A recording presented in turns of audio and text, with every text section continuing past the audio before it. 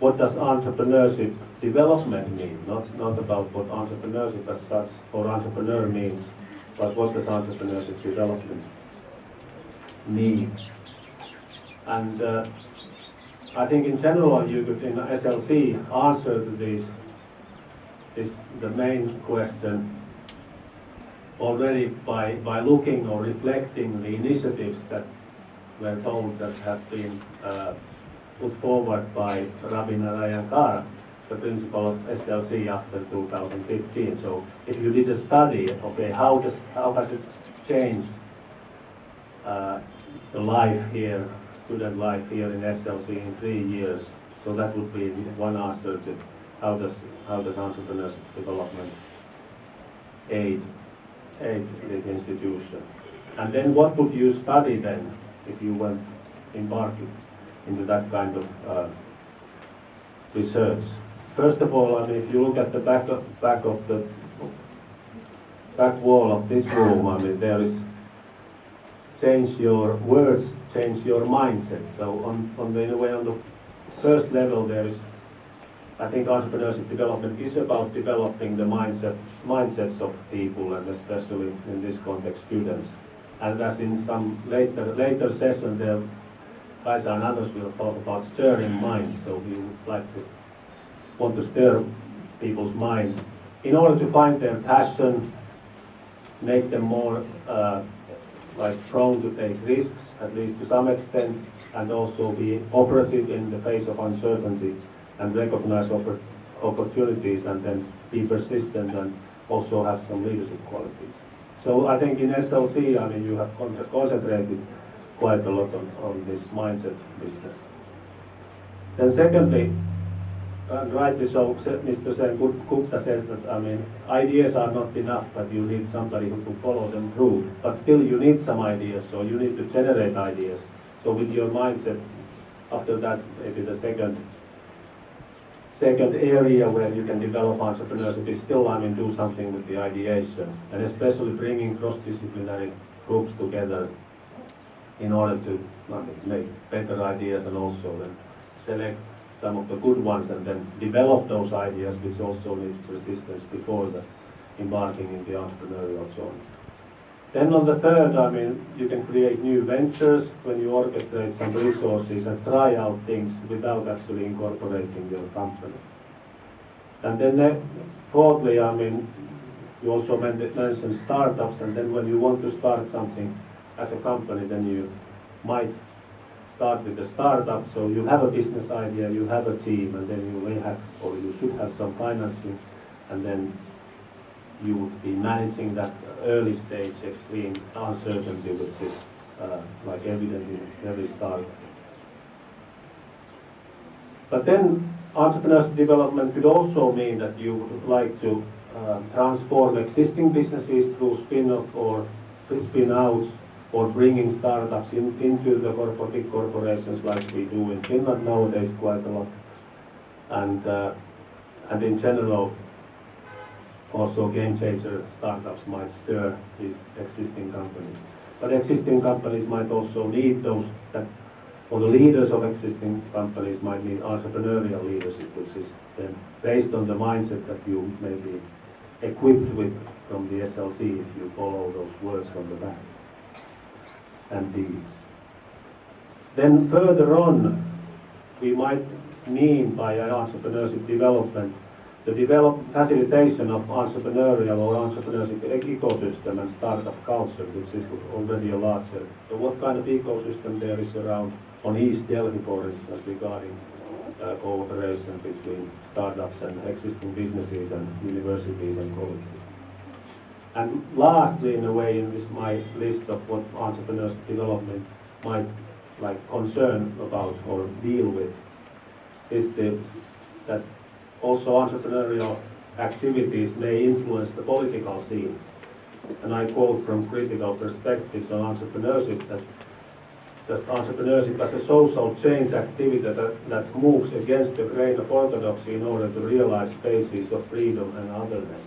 So you have this kind of liberating touch and feel to the entrepreneurial activities. And certainly if we think about sustainable development also, or green movement, that's has been in Europe, I mean, part of the political scene also, and there are lots of, actually, what Green Party did in last, was it communal elections or parliamentary elections, that they actually took their, like, this party promotional events to small shops and cafes, etc.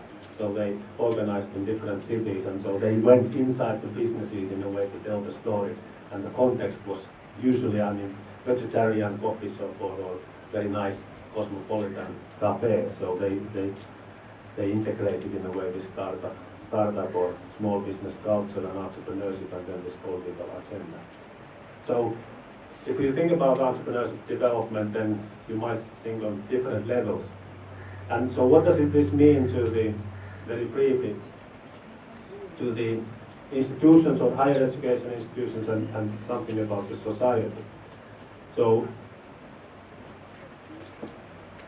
in Sweden, most of the entrepreneurship development activities has focused on these first, like, 3 parts of the levels of this entrepreneurship development, which we could term just to say that it's about entrepreneurial learning. And then the latter ones are more or less about helping the businesses start and grow. So we can also talk about external entrepreneurship. And then, so some of the policy effects in some of the countries are that, I mean, they focus very much on entrepreneurial learning, which I think is about here in SLC too. But if we have a table that, I mean, we have development of entrepreneurial learning, and then we have development of external entrepreneurship on the one hand, and then we have institutions or higher education institutions, and then the society on the column.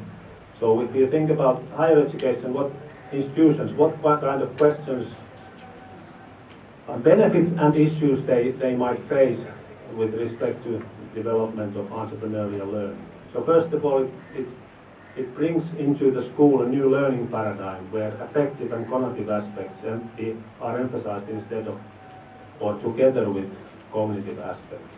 And some, of course, cultures and some educational cultures struggle with focusing very much on cognitive aspects, like our honorable guest here speaking, that, I mean, maybe that's too much pushing for the informative and analytical mind. And then it would also require more entrepreneurial teachers in the institutions, and also new institutional practices along the lines of entrepreneurial university. So not just the pedagogy, but the environment and equipment and some policies need to be changed around the organization. And then it requires, like from Rabi in practice, a lot of change management skills with internal stakeholders and also external stakeholders. Then if we think about institutions or higher education institutions and external entrepreneurship or development of that, that is actually very difficult in universities, and some universities, especially in Sweden and then Babson College in the US, they have said that they don't want to go into in a way, to helping to build external entrepreneurship so much that they just focus on this entrepreneurial learning and mindset business. And that would require radical action learning if we went to actually, that people actually would study, always studies within a company, let's say, and then you would need more collaboration with incubators or business mentors. And then you might ask, the issue would be, do they ever graduate if they are involved in this kind of radical action learning process, that they might just forget the graduation and then you don't have a degree, and that's a problem for some. So that actually causes some identity issues for the university as such, and also some maybe dilemma or problems, conflicts with some stakeholders outside the university. And then lastly, regarding the society, if we think about entrepreneurial learning, we could say that SLC, for instance, if they want to further develop that, they should take the society as a classroom. And we have talked actually in our region about city as curriculum, so that all the development tasks are like taken out or created with the city, and this curriculum will be formed on the basis of that, not on the basis of, in a way, papers. And that would that would give, in a way, for the city or the society resources for participatory problem solving and experimenting and innovation. And usually students are free labor, so that's a good idea for the society, not always. And then, and Mr. Senkukka already talked about, I think, a lot about this, that if you think about developing external entrepreneurship and what society gains or what it means, then of course it's employment and economic growth, but it's also about coming to a little bit to the political scene, it's about the transformation of society. But maybe I end with that remark that one has to remember also that societies are different, that when we talk about what kind of transformation is needed through entrepreneurship in the United States, it's different from that what is required in Finland and what is required in Russia and maybe what is required in India. So the context varies so much that you have to, in a way, yourself ask what is the role of new entrepreneurship or new entrepreneurs in your country and what kind of transformation they can foster and develop. So with these thoughts, I hope that you remember that entrepreneurship development can happen in different levels, and then institutions and societies have different issues which they need to deal with when they develop these different layers of entrepreneurship development. Thank you.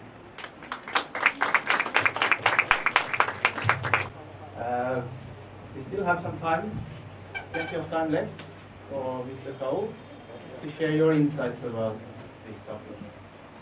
Mr. Chairman,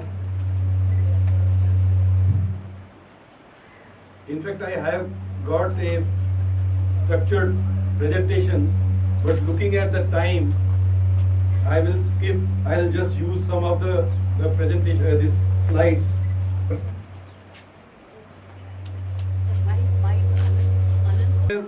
I think almost 3 years, and I see a lot of change in this college, even in this room also. It's almost 3 years. So definitely I compliment the principal and congratulate the college authorities for bringing this change. The idea that the presentation that I am going to speak is about entrepreneurship. It's an ecosystem basically. That the question that has been raised is that there is how to promote entrepreneurship. It's definitely important, but I am looking at a larger picture also, that what is the scope for that and how to enrich that ecosystem. But before that, I am interested to give a diversion to this, because I heard in the morning principals Ravi speaking about Charles Darwin, and then the collaborations, and then Sushma Yadav speaking about the Indian culture, Vasudev Kutumbakam, Sarve Bhavantu Sukhina, and all these things. So I'm just interested to say a few words about that. You see that the culture is very, very important, even for this entrepreneurship that my previous speakers spoke about, that the context is different in every country. Similarly, the context includes even the culture also. So Indian culture has been a very, very rich in terms of its knowledge, its wisdom also. And basically this Charles Darwin's theory is, there is a lot of criticism that is going on. That he talked about that we evolved from monkey as such. But in our traditions, in our systems, and even now the quantum physics theory, cellular biology, and all these modern sciences, they are proving that the Charles Darwin theory is wrong. Basically, in case of our own system, in Vedic systems, we talk about Kano Upanishad, where we say Amritasya Putram. Basically, we are son and daughter of rishis. We are not a son and daughter of monkeys. You see that the difference between the two concepts. When you say that you are a son and daughter of rishis, it's giving you a completely different picture. When you talk that you have evolved from monkey, it gives a completely different picture, different philosophy.